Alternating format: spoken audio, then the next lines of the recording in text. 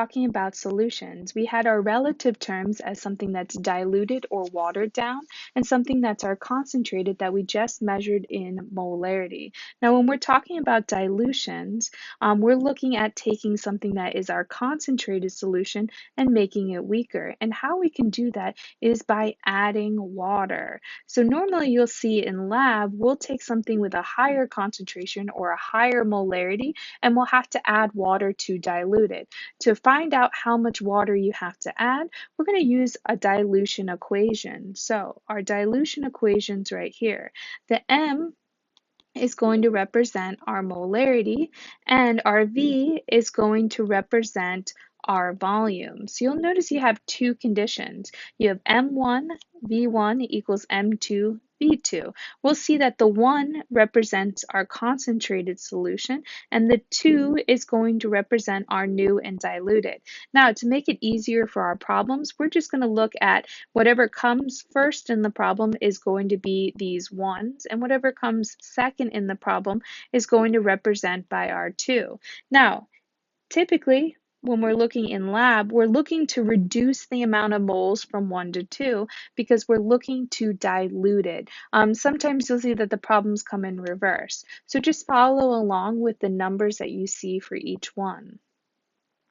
So example 5 says, how many milliliters of 2 molar MgSO4 solution must be diluted to prepare 100 milliliters of 0.400 molar of MgSO4?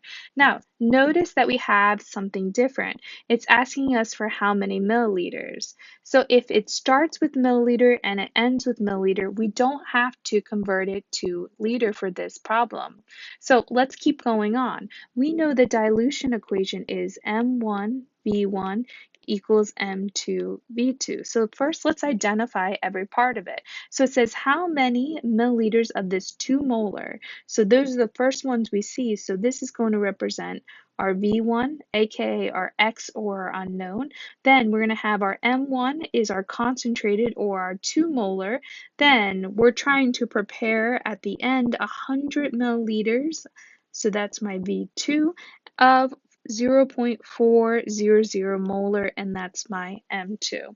So just like we did for the gasols, I like to write out my equation and then put the numbers right underneath them.